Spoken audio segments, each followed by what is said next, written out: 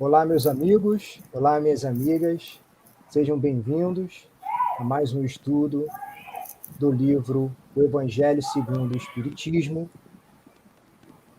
que é realizado pelo Grupo de Estudos dos Livros da Codificação, o GELCO, no Centro Espírita Luz e Verdade, o CELV. O CELV ele fica localizado na rua Vitor Alves, 226, Campo Grande, Rio de Janeiro. Iremos agora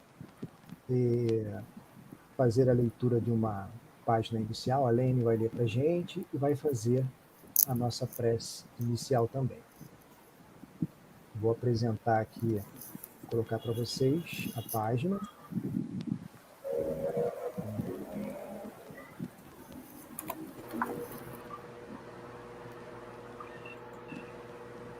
Boa noite, meus amigos. Então, vamos lá. Nossa página é do livro Caminho, Verdade e Vida, número 72, Transitoriedade. Eles perecerão, mas tu permanecerás, e todos eles, com roupa, envelhecerão. Paulo, está em Hebreus, capítulo 1, versículo 11. Fala-nos o Eclesiastes das vaidades e da aflição dos homens, no turvelinho das ambições desvairadas da terra. Desde os primeiros tempos da família humana, existem criaturas confundidas nos falsos valores do mundo. Entretanto, bastaria meditar alguns minutos na transitoriedade de tudo o que palpita no campo das formas para compreender-se a soberania do espírito. Consultai a pompa dos museus e a ruína das civilizações mortas. Com que fim se levantaram tantos monumentos e arcos de triunfo? Tudo funcionou como roupagem do pensamento. A ideia evoluiu, enriqueceu-se o espírito e os envoltórios antigos permanecem à distância.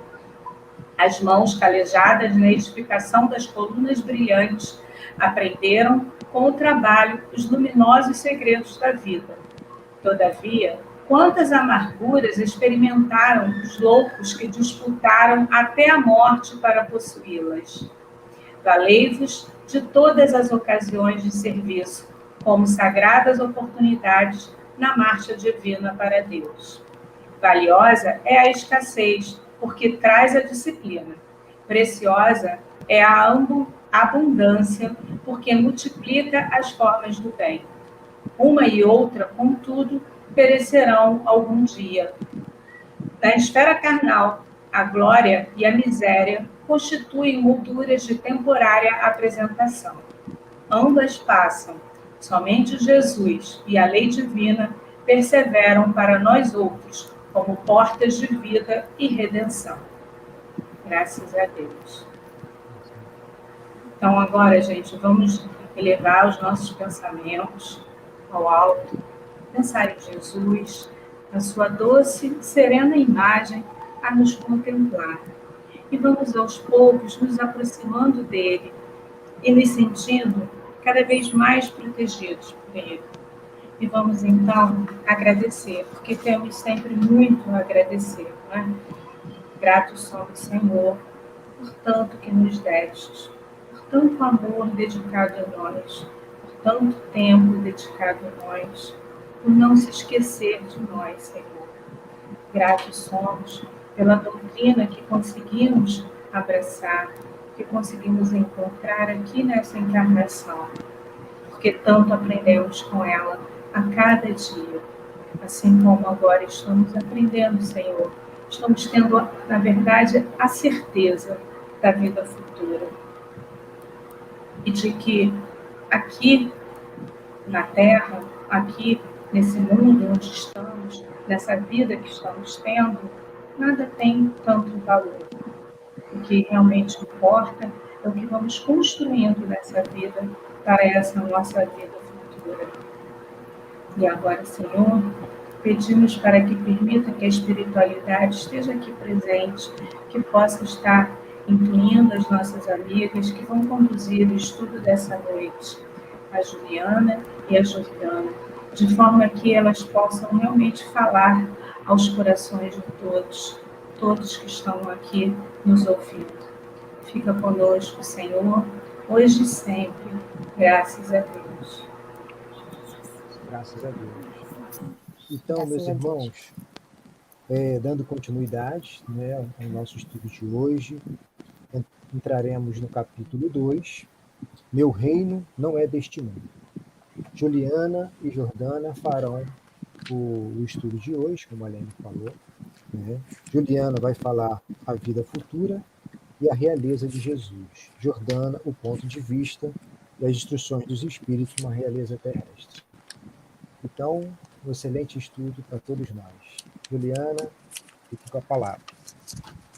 Então vamos lá. Boa noite a todos. Sejam muito bem-vindos a mais um estudo do Evangelho segundo o Espiritismo, né? Como disse o Adriano.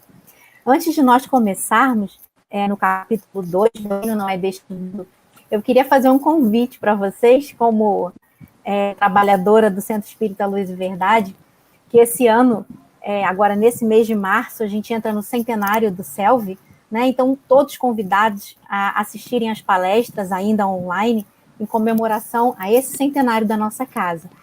Alguns palestrantes do CELV, alguns convidados, às quartas, às sextas, aos domingos. Então, aqueles que puderem, né, que tiverem como acessar nos horários, entre lá na página do CELV, estão com os temas dos palestrantes, tudo disponível lá, para que a gente possa participar, tá bom? Então, fica esse convite e a casa já agradece, e os trabalhadores já agradecem pela participação de vocês. Então, como o Adriano falou para a gente, Meu Reino Não É Deste Mundo, lá no capítulo 2 do Evangelho. E os dois primeiros itens que falam da vida futura e da realeza de Jesus. Depois nós temos o ponto de vista e as instruções dos espíritos, que é uma realeza terrestre. Então, nós vamos fazer a leitura da parábola, né, para que a gente possa começar a organizar os nossos pensamentos, né, começarmos a entrar em sintonia no clima do nosso estudo da noite de hoje. Então, uma parábola pequena, mas que nos fala muito e nos convida a uma grande reflexão. E diz assim para a gente: Pilatos, tendo entrado de novo no palácio e feito vir Jesus à sua presença, perguntou-lhe: És o rei dos judeus? Respondeu-lhe Jesus: Meu reino não é deste mundo. Se o meu reino fosse deste mundo, a minha gente houvera combatido para impedir que eu caísse nas mãos dos judeus, mas o meu reino ainda não é aqui. Disse-lhe então Pilatos: És, pois, rei? Jesus lhe respondeu: Tu dizes, sou rei. Não nasci e não vim a este mundo, senão para dar testemunho da verdade. Aquele que pertence à verdade, escuta a minha voz. Essa passagem, essa parábola está lá no Evangelho de João, capítulo 18, versículos 33, 36 e 37. Então, esse diálogo, né, entre Pilatos e o Mestre Jesus acontece momentos antes da sua crucificação, né, dele levado, né, ao sacrifício. Então, essas reflexões, elas nos convidam a nós pensarmos sobre que reino é esse, né? Que mundo é esse? Nessas palavras de Jesus, nós vamos perceber que a vida futura, ela vai ser esse eixo condutor, né, ao qual o Mestre nos leva, ao qual ele nos convida ao entendimento, né? A vida futura é a chave para a compreensão dessa máxima do Cristo, né? Como bem disse a Helene lá no comecinho, fazendo a leitura e depois a prece, né? A vida futura, esse é o eixo condutor que o Mestre Jesus nos convida, né, nessa reflexão. Então, essa é a meta de toda a humanidade, né? A compreensão de um reino onde a justiça de Deus segue o seu curso, né? Onde ela segue o seu curso natural, onde ela não tem a influência do mundo material, né? Ela tem, sim, a base, né, dos ensinamentos que o Mestre Jesus nos trouxe, né, e que o Pai Maior nos convida para que nós possamos seguir nesse curso, nesse rumo, né? Então, Jesus, quando ele esteve entre nós, ele precisava adequar esse ensinamento, né, ao entendimento dos homens daquela época. Por isso ele falava por parábolas, né? Porque ele precisava se colocar em entendimento para todos aqueles que o escutavam, para todos aqueles que o seguiam, né, que buscavam compreender esses ensinamentos. Então, naquela época, Jesus limitou-se a colocar a vida futura como um princípio, a deixar aquela semente lá plantada para que ela viesse a florescer no tempo correto, né, no tempo certo. Mas ele plantou a semente, ele colocou o princípio sobre a vida futura, né, que, como uma lei da natureza, nós não estaríamos isentos, nenhum de nós em qualquer tempo. Né? Em qualquer tempo que viéssemos a falar da vida futura, nós não estaríamos isentos dela, muito pelo contrário.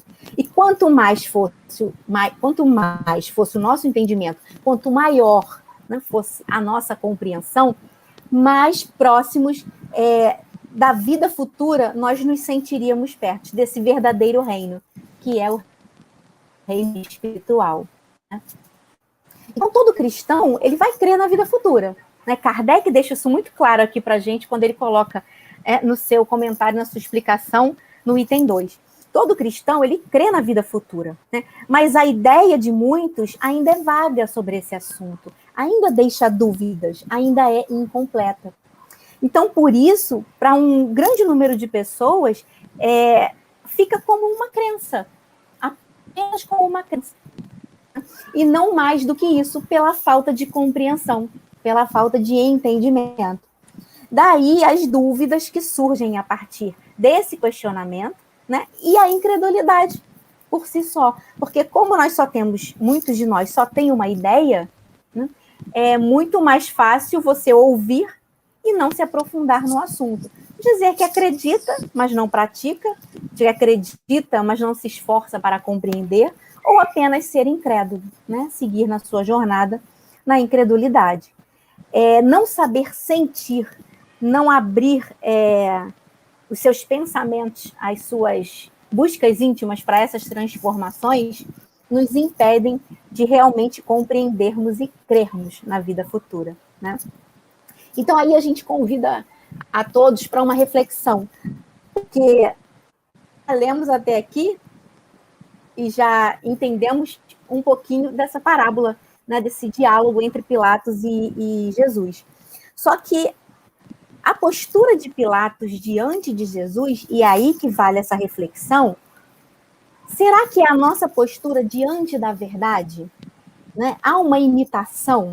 Será que hoje, quando nós vamos buscar a leitura, vamos buscar entender o que Cristo falava naquela época, será que nós nos colocamos na mesma postura que Pilatos, diante dessa verdade que Jesus trazia?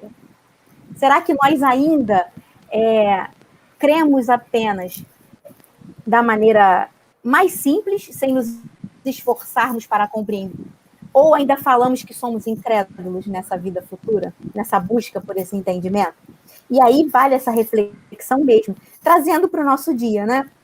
Nós vamos atender aos pedidos do mundo material, ou aos pedidos da nossa consciência, quando ela nos pede explicações, nos pede que nós nos esforcemos, que nós busquemos essa compreensão maior, né? De um reino que não está tão distante, mas que nós visualizamos ainda tão distante, né? Justamente por estarmos apegados, né, tanto à vida material. E aí Pilatos, ele vai representar esse pêndulo, né? De qual direção eu quero tomar, qual direção nós vamos tomar. Nós vamos atender os pedidos desse mundo material, do momento em que nós estamos vivendo, dos apelos que a matéria me faz, né? Ou nós vamos seguir em frente, no caminho desse reino, que vai nos proporcionar essa transformação que nós tanto almejamos, que nós tanto buscamos e necessitamos para o nosso progresso. Né? Então, esse pêndulo é que nós temos que decidir para que lado nós vamos. Continuarmos no mundo da matéria ou buscarmos essas transformações que nos levem ao entendimento desse verdadeiro reino, né? Desse reino espiritual. Então, é aqui que a doutrina espírita, né, que o espiritismo, ele vai completar esses ensinamentos do Cristo, né? Ele vai nos explicar de maneira muito mais fácil, né, para que nós tenhamos esse entendimento sobre o ensinamento do Cristo, quando ele dizia que o reino dele não era desse mundo. Porque a vida futura, ela vai deixar de ser só uma crença, né? Ela passa a ser uma realidade demonstrada pelos fatos. Também está aqui no Evangelho, né? Aqueles que não tiveram oportunidade de fazer a leitura, depois façam com calma, e aí vocês vão lembrando, com certeza vocês irão lembrar de tudo aquilo que nós vamos falar na noite de hoje, né? Porque batiu lá com o que Kardec trouxe nas explicações dele. Então, o Espiritismo, ele vai passar a demonstrar para a gente, pelos fatos, essa realidade da vida espiritual, né, do verdadeiro reino. Dessas testemunhas oculares que vêm descrever para a gente todas as fases, né, dessa vida espiritual, sem qualquer dúvida. O Livro dos Espíritos, novamente, olha a gente aí buscando socorro no Livro dos Espíritos, né? Não tem como não fazer. Lá na segunda parte, quando fala para a gente do mundo dos espíritos, né? Do mundo espiritual, desse intercâmbio entre o plano material e o plano espiritual, né? De um lado da vida e do outro lado da vida, né? Ele vai vir nos falar sobre essa comunicação, sobre esse reino, sobre esse nosso retorno à pátria espiritual, sobre a nossa volta, né, ao mundo material, as nossas idas e vindas de espíritos milenares que somos.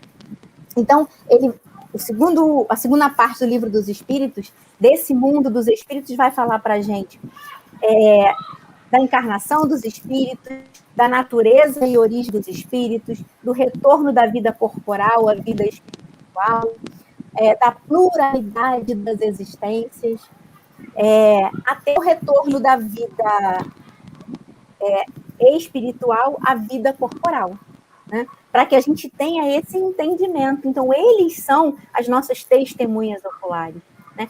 Espíritos que nos convidam, que nos trazem todo esse estudo, todo esse conhecimento que está lá no Livro dos Espíritos e que, ao longo dos estudos aqui no Evangelho, a gente vai compreender ainda melhor, né? Nos próximos capítulos, quando ele vai falar que há muitas moradas na casa de meu pai, quando ele vai falar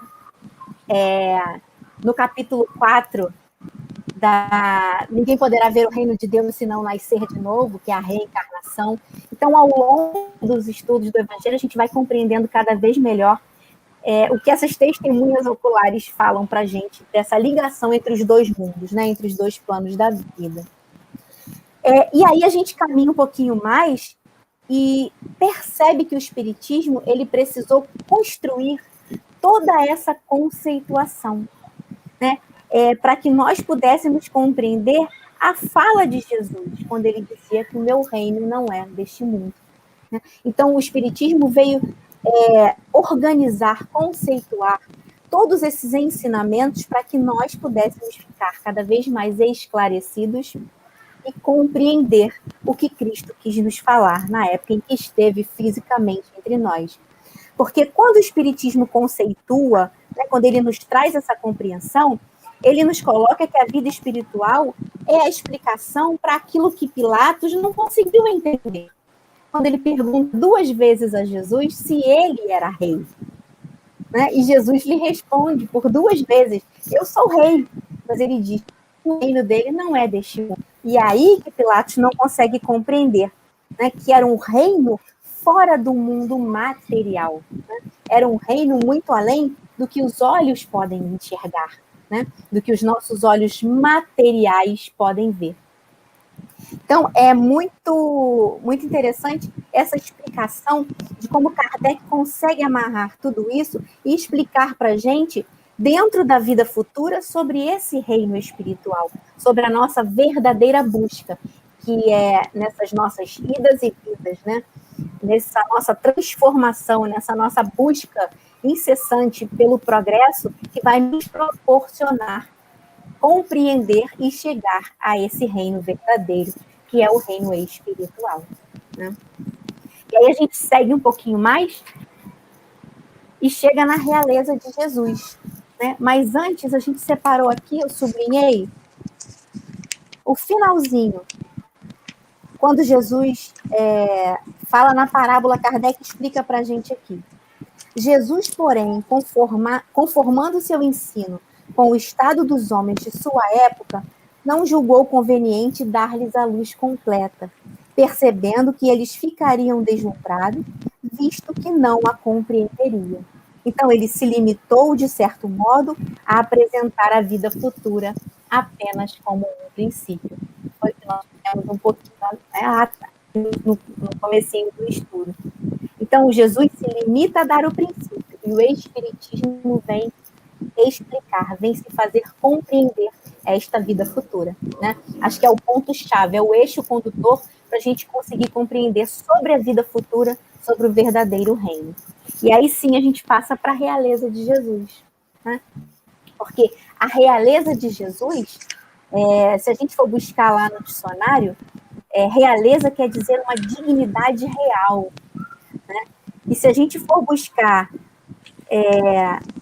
trazer para dentro dos ensinamentos da doutrina espírita, a gente vai dizer que a realeza de Jesus é a realeza espiritual, né? É a dignidade real, não essa dignidade que nós conhecemos do mundo material, né? Que a gente vai ligar muito às coisas do mundo, né? Mas a realeza espiritual, que é o que os olhos físicos não nos permitem ainda enxergar, né? Vai muito além de tudo isso que a gente tem ao nosso redor, no mundo material, fisicamente falando, né?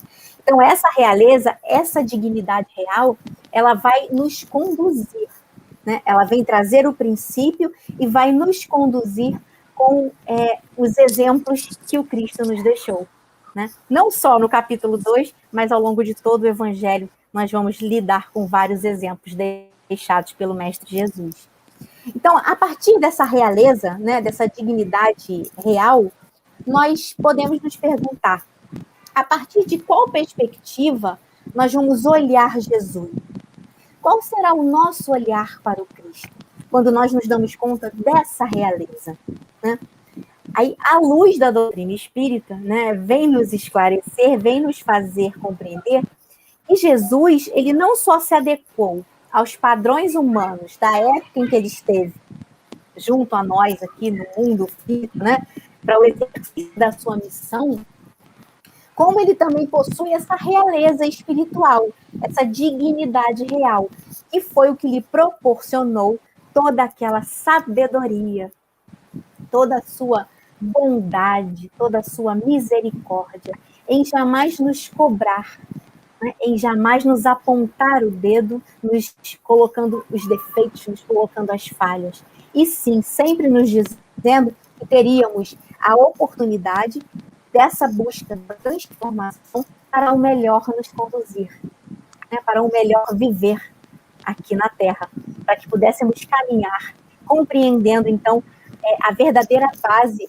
de tudo aquilo que ele veio nos dar, né, de que ele veio nos ensinar, que nós teríamos aí o tempo que fosse necessário para esse aprendizado, né? Então, por isso, essa realeza espiritual, essa dignidade que só o mestre poderia se fazer perceber, né? Então, na sua realeza, Jesus, ele era o governador planetário.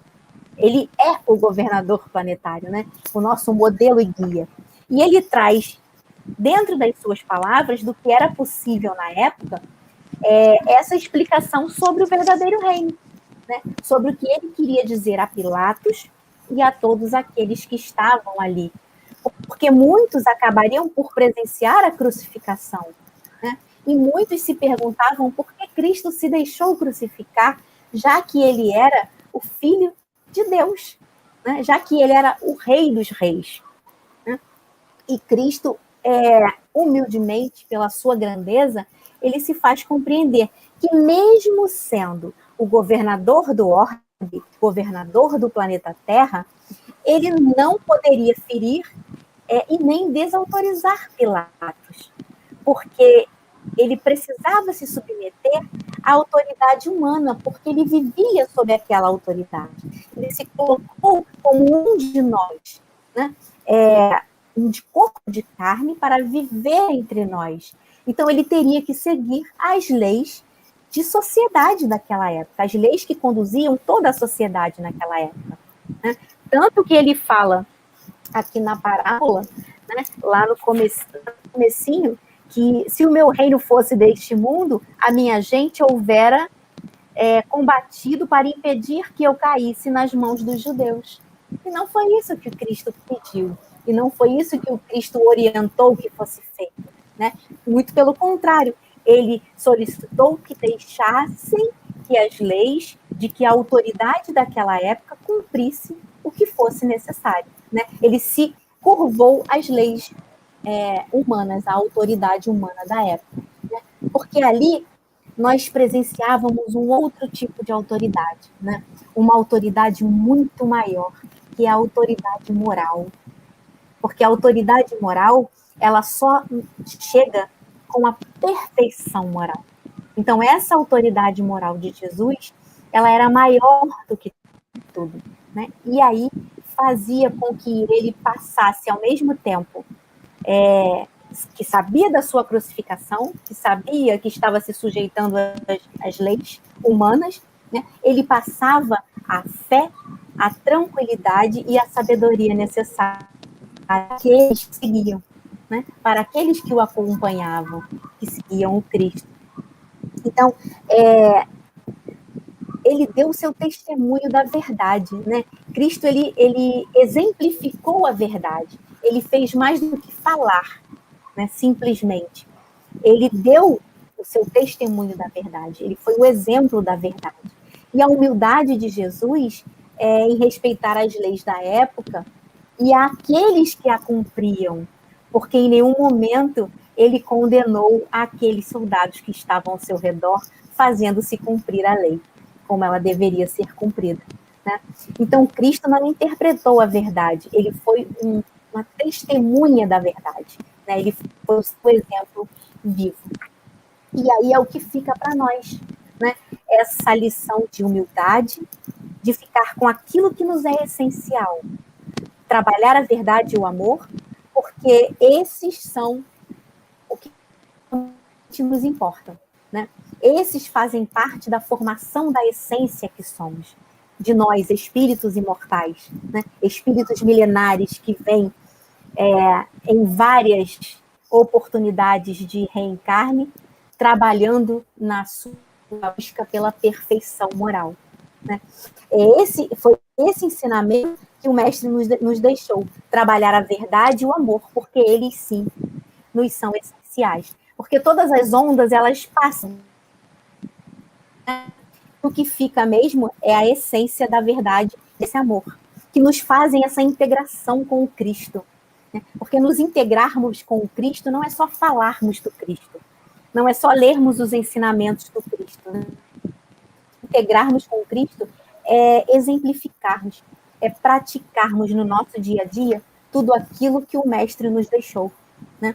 E que com o conhecimento da doutrina dos Espíritos, nós temos a oportunidade de trabalhar isso muito mais a fundo em nós, de buscarmos essas verdades, por mais que elas nos soem imperfeitas, né? Ainda nas nossas condutas falhas, nos nossos erros, nós buscamos essa verdade, porque só quando assumimos a verdade para nós mesmos é que temos a condição de transformarmos, né, tudo aquilo que ainda nos incomoda. Nós estávamos preparando um estudo, né, para a semana passada, e aí, buscando mesmo que Kardec fala para a gente, lá no Céu e Inferno, se eu tenho 10 imperfeições, eu tenho 10 motivos para sofrer. Né? Mais ou menos assim, fazendo uma conta, né? Então, se eu tenho 10 imperfeições que eu preciso transformar, que eu preciso melhorar, eu tenho 10 motivos para sofrer, 10 motivos de sofrimento. Então, se eu busco essa verdade, se eu tenho esse entendimento de que eu preciso modificar 10 situações imperfeitas em mim, né? Então tudo fica muito mais claro, não fica mais fácil, mas fica mais claro, porque um primeiro passo já foi dado. E nós não vamos enxergar as 10 imperfeições de uma única vez. Provavelmente, as primeiras imperfeições vão nos levar a enxergar outras, né, nessa nossa longa jornada. Mas a partir daí é que nós vamos buscar essas verdades que vão nos transformar, que vão nos chamar a nossa essência, né, de espíritos que foram criados para a felicidade, para o bem maior, para sermos úteis. O Evangelho ele nos convida em todo o tempo a sermos úteis, a aproveitarmos as nossas oportunidades de estarmos encarnados no mundo material para sermos úteis para o trabalho do bem. E se nós prestarmos atenção, nós só nos sentimos completos quando estamos sendo úteis, quando estamos nesse trabalho do bem, nessa busca incessante, né? Quando a gente entende que temos uma longa jornada, mas que temos o tempo necessário para trilharmos nessa longa jornada, tudo fica mais tranquilo, né? Tudo fica mais prazeroso de se fazer, porque nós sabemos que somos suscetíveis à mudança, e a mudanças para melhor, a transformações que nos convidem realmente para essa vida futura, né? Para esse verdadeiro reino, essa condução por essa longa jornada que vai nos levar a esse verdadeiro reino espiritual. E aí, fechando o estudo, para passar para a Jordana já, a gente separou uma passagem de Emmanuel, do capítulo 3 do Livro da Esperança, que fala assim para a gente: projetar na vida futura não só pelo processo da reencarnação, mas na conquista de si mesmo. E eu acho que resume bem isso que nós falamos agora há pouco, né? Buscar essas verdades dentro de cada um de nós, porque só nós somos conhecedores das nossas verdades, né? Do que precisamos melhorar, das nossas imperfeições. Então, projetar na vida futura não só pelo processo da reencarnação, esse é importante, nos dá a oportunidade de progredir, mas também as conquistas que temos que fazer em nós mesmos, e isso só depende de nós, né? Superando as dificuldades, buscando o domínio de dentro, buscando a reforma íntima, irradiando para si e para os outros a construção no reino do bem. Como nos diz Emmanuel, no reino do amor, no reino do bem, né? É um convite que Emmanuel faz para todos nós. Então, que nós tenhamos esse pensamento, né, em princípio, que nós podemos nos transformar sempre nessa longa jornada que já estamos percorrendo e que temos tudo ao nosso favor, né? Toda essa compreensão que a doutrina dos espíritos nos traz é para nos dizer que nós temos todas as ferramentas que precisamos para esse trabalho, né? Para esse trabalho no bem, para buscar esse reino do bem. Então, agora, passando para a Jordana, para ela continuar o nosso estudo da noite de hoje. Obrigada. Boa noite, meus amigos. É um grande prazer estar aqui com vocês, refletindo um pouquinho sobre esse estudo, que nada mais é do que mais uma ferramenta para melhorarmos a nós mesmos e, por extensão, podermos ser um instrumento melhor no mundo, como a Juliana acabou de falar, né? O instrumento divino que todos nós podemos ser. Eu vou falar um pouquinho sobre o item O Ponto de Vista e a Instrução dos Espíritos, que vem logo em seguida. Lendo esse capítulo, eu pensei muito sobre um determinado tipo de pintura, que são as pinturas impressionistas, porque essas pinturas, elas são pinturas compostas por pinceladas bem curtinhas, como se fossem manchas, borrões. E essas pinturas, elas não têm um contorno muito bem definido, ou seja, não é uma pintura realista. E o interessante é que quando olhamos muito de perto para esse tipo de pintura, nós não conseguimos identificar a ilustração em si. Nós vemos só borrões de cores, manchas, mas não conseguimos ver claramente aquilo que está sendo representado. Só que quando nós nos distanciamos, já conseguimos distinguir a figuração que o artista quis representar. Porque a representação ela vai aparecer muito mais claramente quando nós nos colocamos de uma certa distância.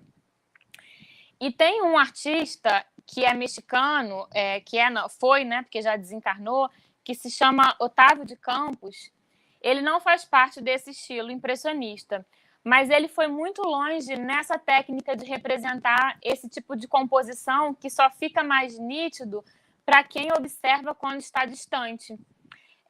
Pode botar um pouquinho, Adriano, para a gente ver um pouquinho? Eu trouxe para tentar ficar dinâmico aqui um pouco o que a gente vai colocar aqui.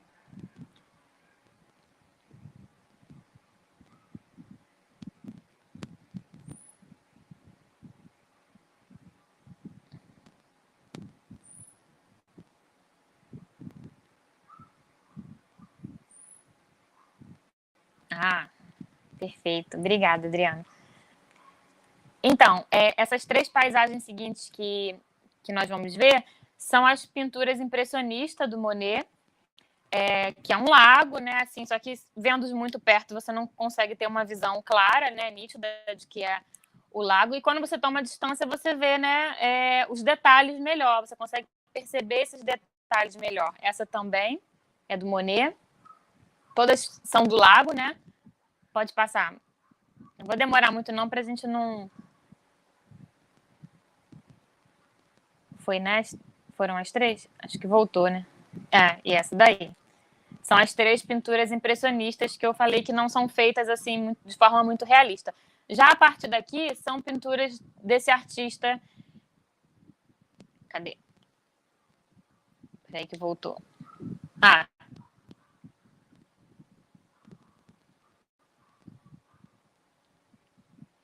Pode passar das paisagens, deixar lá na do Otávio Campos. Daí.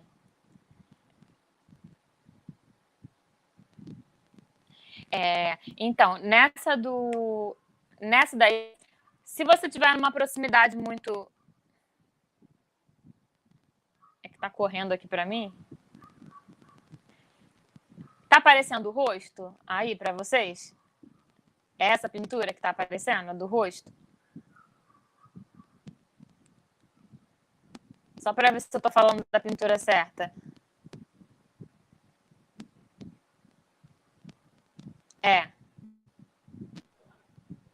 É do rosto com cavalo. É isso?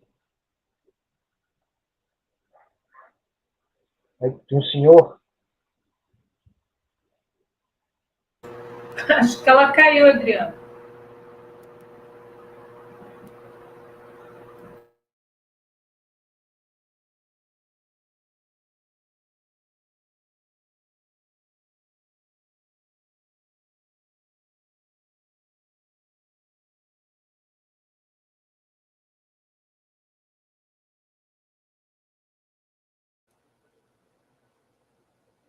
Bem, então vamos aguardar, então. Ela já está chegando aqui de novo. Caiu. Caiu a internet. Caiu, né? Desculpa. Tá, então vamos lá. Nós passamos as 3 do lago. Então, isso, agora... Quer que passe, quer que chegue qual agora? Pode ser agora, a do próximo artista. A que eu estava passando era uma que tinha o rosto de um senhor, parece que via um outro com cavalo, é isso? Sim. Pode ser qualquer uma, é porque que acontece? Correu aqui para mim, eu queria ver se estava sincronizado. Tá, então eu vou passar aqui. Vou deixar o meu áudio ligado só para a gente se comunicar aqui. Tá bom.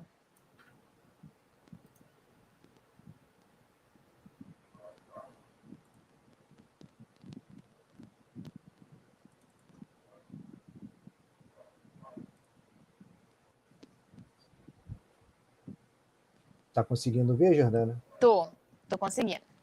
Tá, essa que você quer ou quer que passe outra? Isso não, tá ótima, tá ótima. Tá bom. Aqui, por exemplo, na proximidade nós podemos perceber, né, o senhor, né, em cima de um cavalo e tem o mar de fundo. Mas quando toma certa distância, você pode perceber ali a face, né, o perfil de um rosto, né, de um senhor. Então, são 2 imagens que ele está trabalhando ali. Só que você, na proximidade, você tem a visão de uma e quando toma uma certa distância, consegue ver claramente a outra representação que está ali na mesma pintura. Pode passar, Adriano, por favor.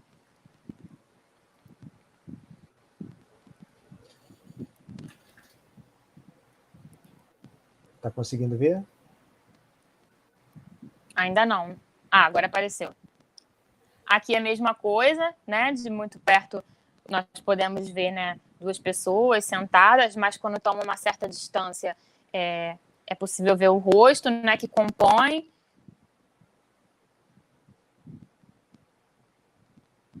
Pode passar, Adriana. Passa rapidinho, só para... Aham.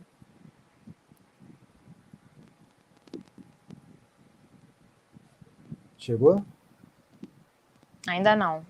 Aqui não... Ah, tá, agora tá aparecendo.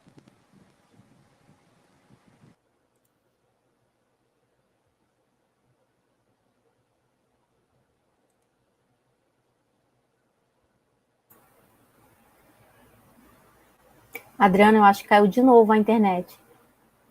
Caiu ela. Acho que caiu.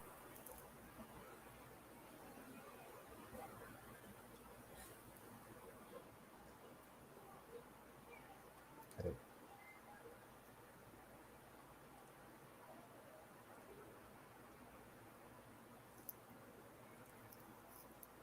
Ó, tá entrando.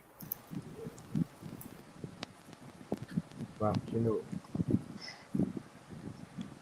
Não, tá ótimo. Já passou todas? Já deu para eles visualizarem todas? Acho que ficou faltando uma última aqui. Peraí.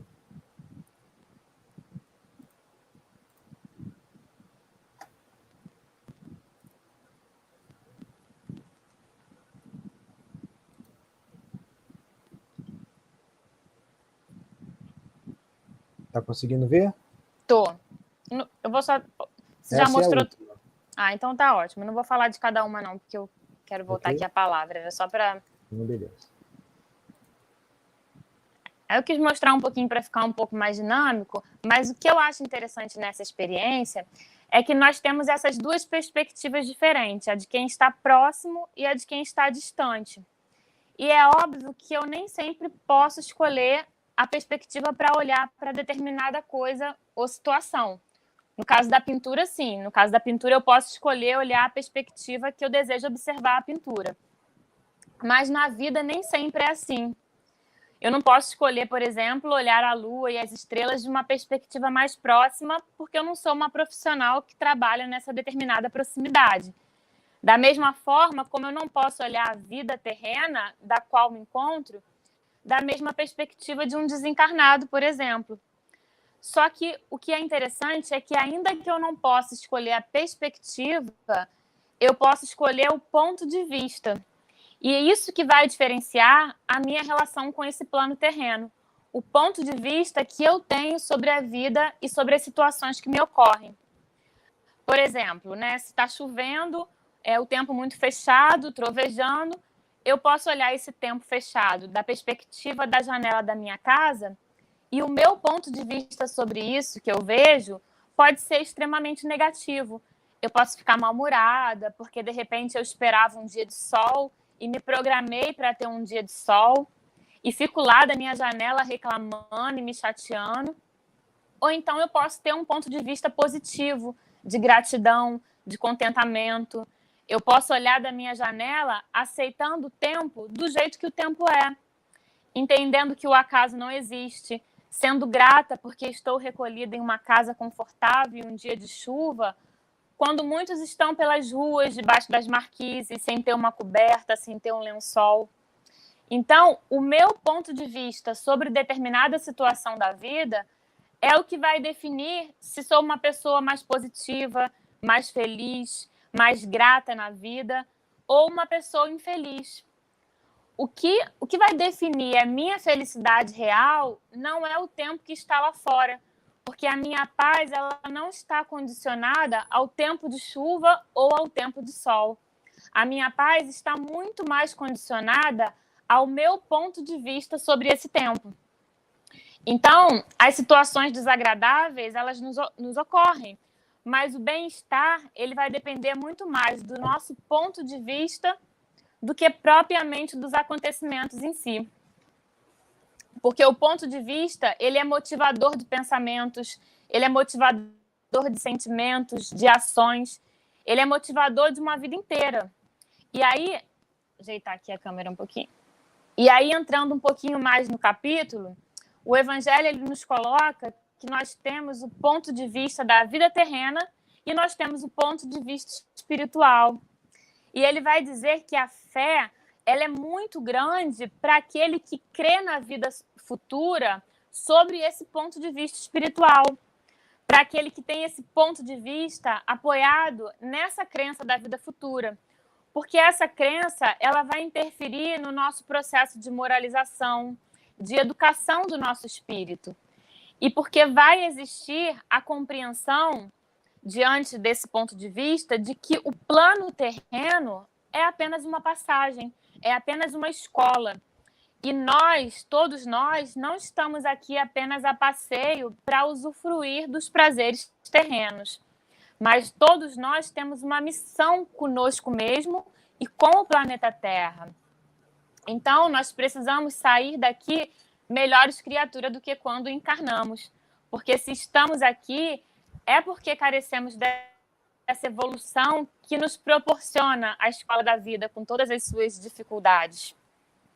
Então, nesse caso, nesse ponto de vista espiritual, motivado pela crença na imortalidade da alma, vai então habitar o quê? O entendimento de que os problemas, os sofrimentos, quando eles não são provocados por nós mesmos, porque muitas vezes o são, nada mais são do que lições e etapas que todos nós precisamos passar para o nosso aprimoramento.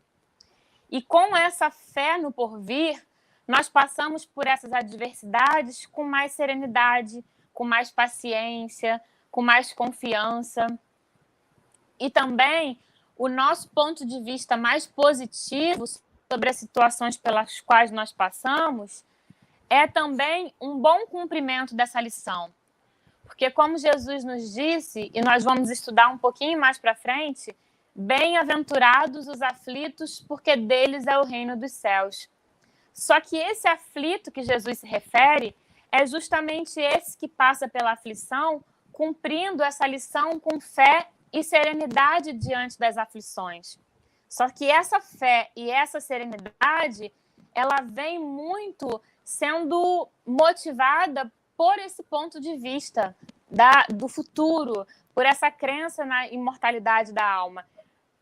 Então, envolvidos por essa confiança que essa fé nos inspira, a morte, por exemplo, ela também não vai assustar tanto, porque ela não vai ser mais encarada como um fim absoluto, mas como uma libertação desse plano terreno para a entrada numa morada de felicidade, numa morada de paz, que é o verdadeiro reino de Deus.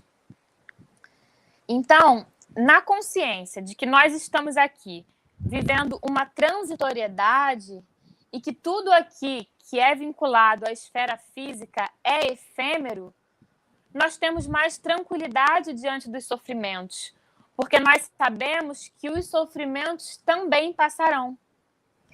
Com esse ponto de vista espiritual, nós temos mais preocupação com aquilo que não faz parte de toda essa transitoriedade.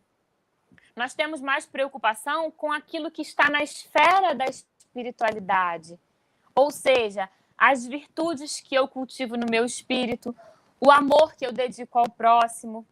Tudo isso é o que, de fato, nós poderemos levar conosco.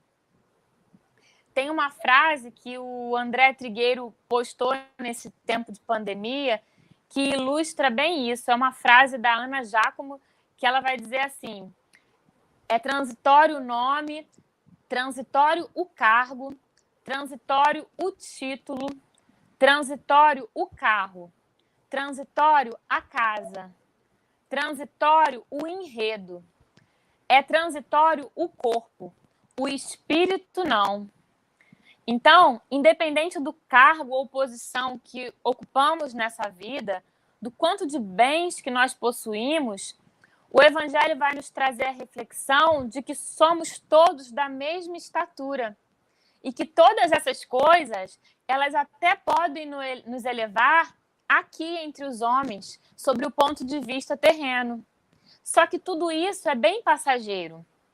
E para a elevação no mundo espiritual, para alcançarmos esse reino de Deus, carecemos de muito mais do que de toda essa transitoriedade de cargos, de títulos e de bens materiais.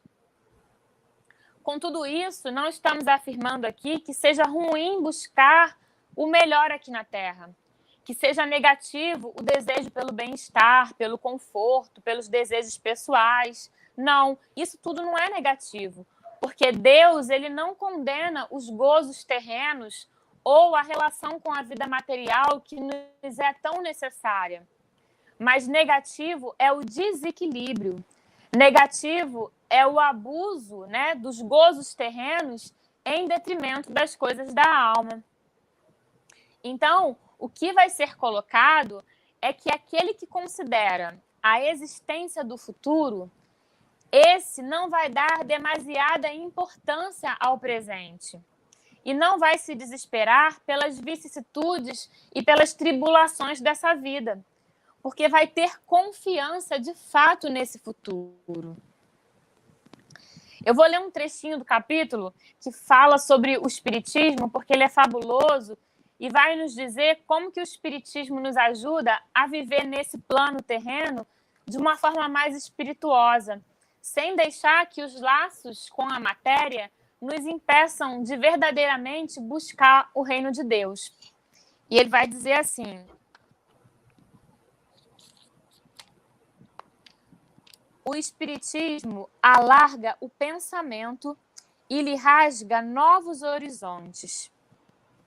Em vez dessa visão acanhada e mesquinha que se concentra na vida atual, que faz do instante que vivemos na Terra o único e frágil eixo do futuro eterno, o Espiritismo mostra que essa vida não passa de um elo no conjunto harmonioso e grandioso da obra do Criador. Mostra a solidariedade que religa todas as existências do mesmo ser, todos os seres de um mesmo mundo, dando assim uma base e uma razão de ser à fraternidade universal. Enquanto a doutrina da criação da alma, por ocasião do nascimento de cada corpo, torna os seres estranhos uns aos outros. Essa solidariedade entre as partes de um mesmo todo explica o que é inexplicável. É muito bonito esse trecho porque ele nos relembra que essa vida não passa de um elo no conjunto harmonioso e grande da obra do Criador.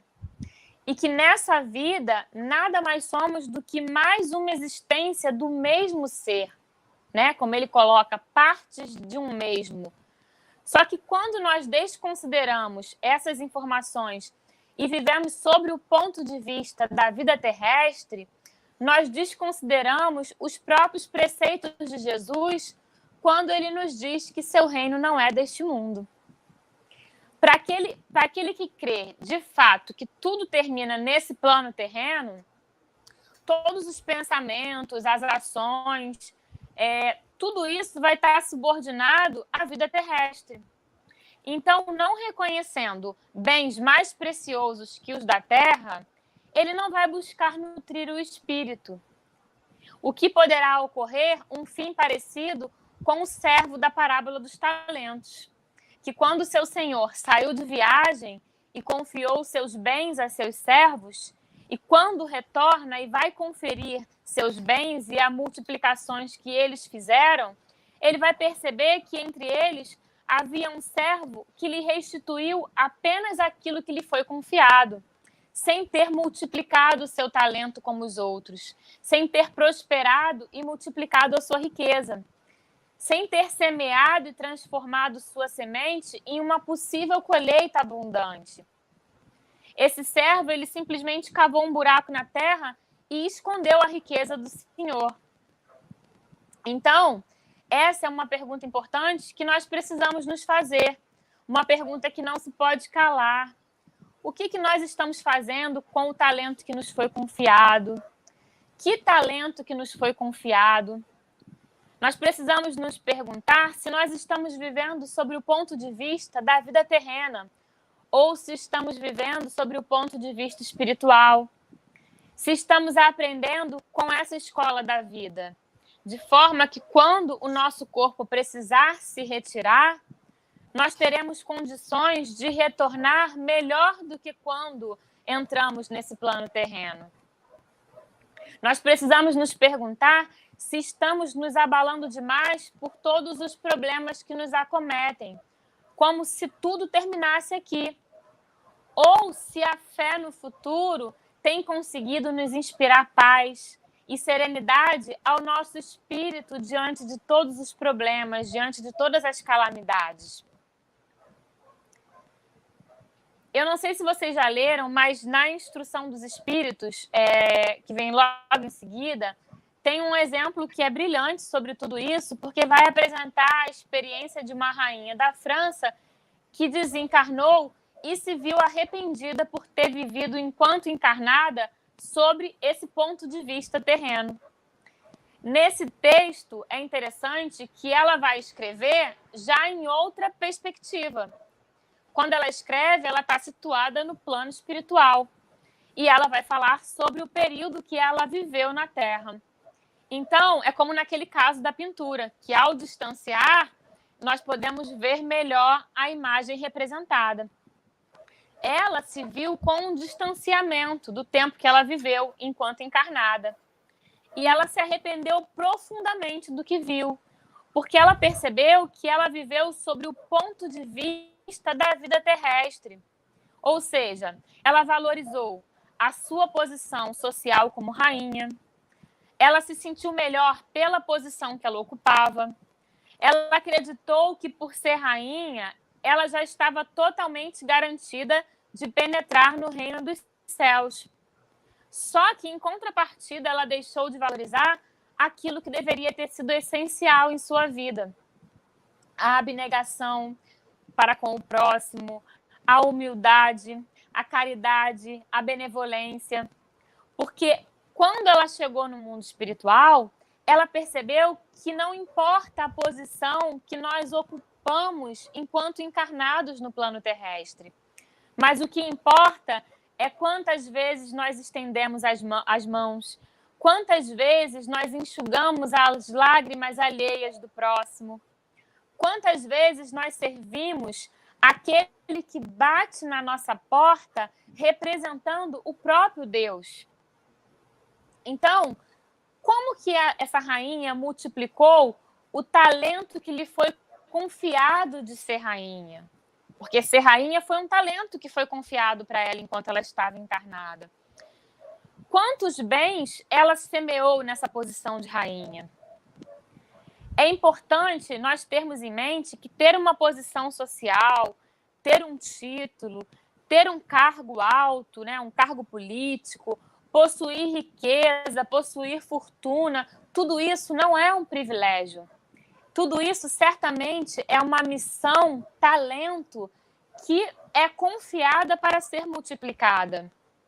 E a rainha mesmo, ela vai se indagar depois, quando ela desencarna.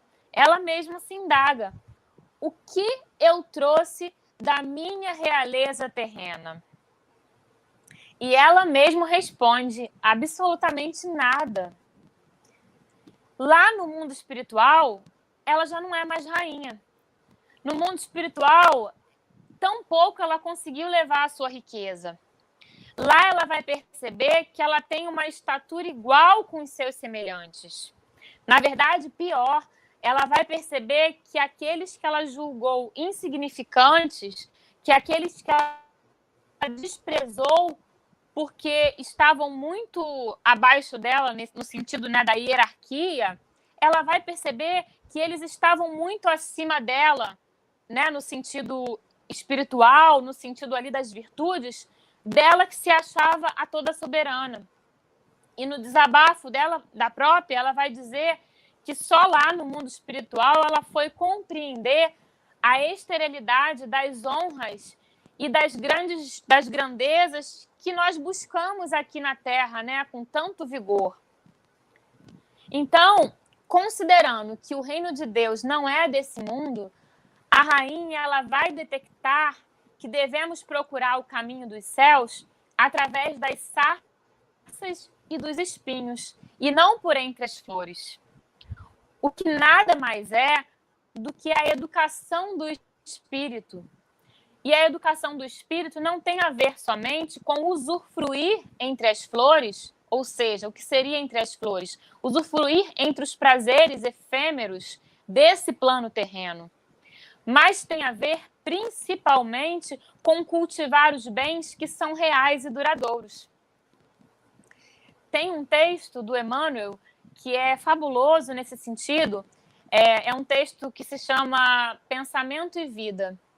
E nesse texto é indagado se não existe no plano espiritual um texto possível de ser adaptado às nossas necessidades aqui da Terra e que possa falar ao espírito dos problemas do espírito, que possa reunir os princípios superiores que possam nos orientar na rota. E nessa cartilha, que foi direcionada como aconselhamento, vai nos dizer que nessa esfera física que nós estamos internados, esse é o termo que ele usa, internados, temporariamente, o nosso pensamento cria a vida que nós procuramos. E isso vai acontecer através do reflexo de nós mesmos. Até que um dia nós nos identifiquemos com a sabedoria e com o infinito amor de nosso Pai. Ou seja, se o nosso pensamento cria a vida que nós procuramos, que nesse tempo que nós estamos aqui no plano terreno, nessa esfera física, internados nessa esfera física, como diz Emmanuel, que nós possamos ter um ponto de vista mais espirituoso ao encarar todos os desafios da vida. Para que com essa educação do nosso espírito, de olhar melhor para as coisas, na consciência do amanhã que nos aguarda, nós possamos, então, um dia, depois de lapidados, depois de educados, nos identificar com a sabedoria infinita e com o infinito amor que constitui o pensamento e a vida de nosso Pai. Bem, eu vou encerrar agora, que já está no nosso horário, mas eu agradeço muito pela atenção de vocês. Foi uma alegria muito grande para mim estar aqui hoje. E eu espero que todas essas reflexões do dia de hoje possam nos iluminar e nos auxiliar, né, nesse grande desafio de ter um ponto de vista mais espirituoso, um ponto de vista mais espiritual nesses nossos desafios do nosso plano terrestre que nós nos confrontamos todos os dias. Uma boa noite para todos. Obrigado, Jordana, Juliana. Quer fazer alguma colocação, Lene? Falar alguma coisa? Não?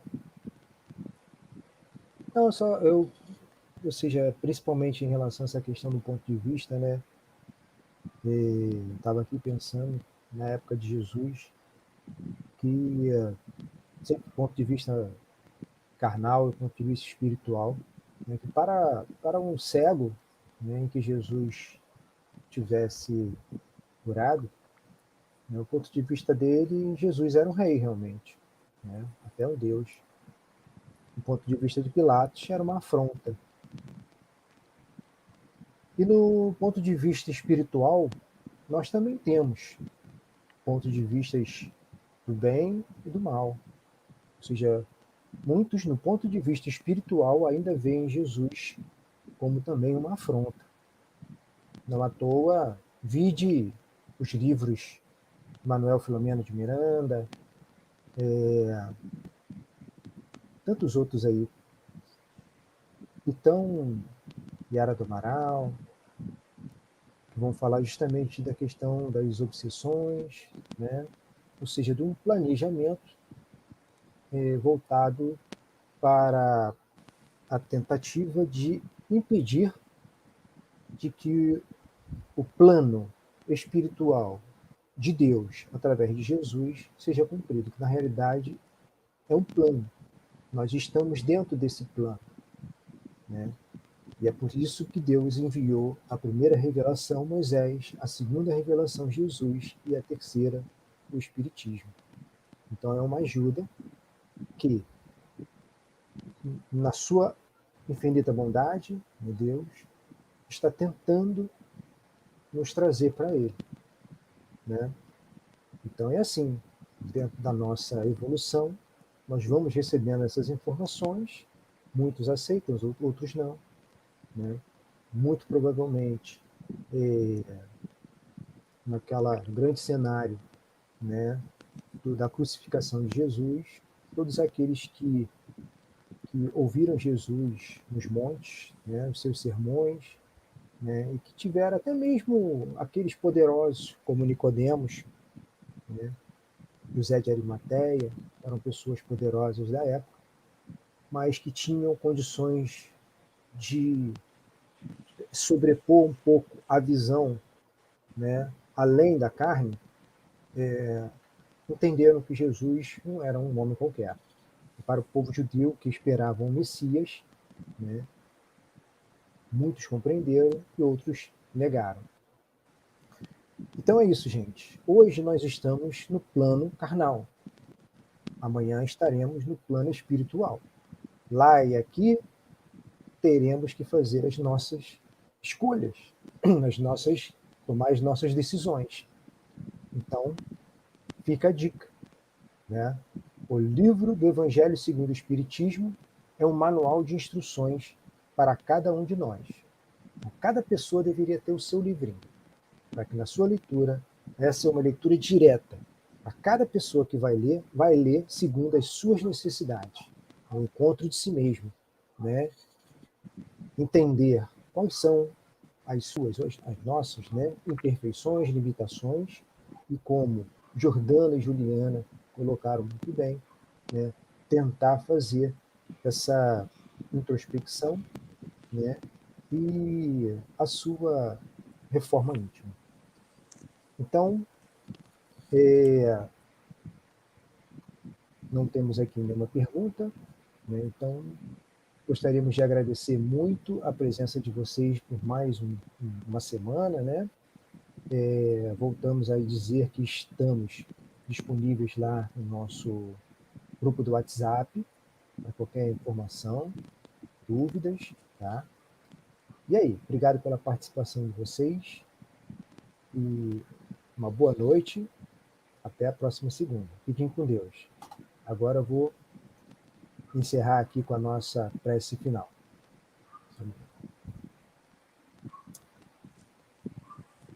Deus de infinito amor e misericórdia, Mestre Jesus, espiritualidade amiga. Nos momentos em que estamos vivendo, Senhor, momentos difíceis, porém, que a nossa doutrina sempre tenta nos trazer reflexões sobre a vida. A época do nosso irmão maior também era muito difícil, principalmente para aqueles que viviam à margem da sociedade, aqueles que adquiriam uma doença incurável. E lembrando a sua passagem pela Terra, nosso grande mestre, vamos ver que na grande maioria o seu exemplo aqui foi voltado para a consolação dessas pessoas. Hoje temos também um cenário de muitas dores, porém já estamos um pouquinho mais amadurecidos. Esperamos que possamos ter condições de absorver esses ensinamentos. Esperamos impor a força necessária às nossas imperfeições, nos esforçarmos ao máximo para que possamos nos melhorar. Nunca esquecendo de que não é só a minha melhora que vai melhorar o mundo. Eu preciso também ajudar aquele irmão que está comigo na minha caminhada. É dessa forma que entendemos o seu recado, Senhor. Fora da caridade não há salvação. Agradecemos muito por esta oportunidade e pedimos pelo nosso país, pelo nosso povo. Sejamos merecedores, Senhor, que a espiritualidade amiga com a falange do nosso irmão Ismael possa ter condições de atuar em todos nós, junto aos nossos mentores espirituais, para que possamos refletir em cada ação no nosso dia a dia, principalmente também nas autoridades que governam este país. Senhor, tenha misericórdia de nós e que possamos ser merecedores de dias melhores. Muito obrigado, que assim seja, graças a Deus. É isso, minha gente. Mais uma vez agradeço. Fiquem com Deus e até a próxima semana. Até a próxima. Boa noite, até a próxima.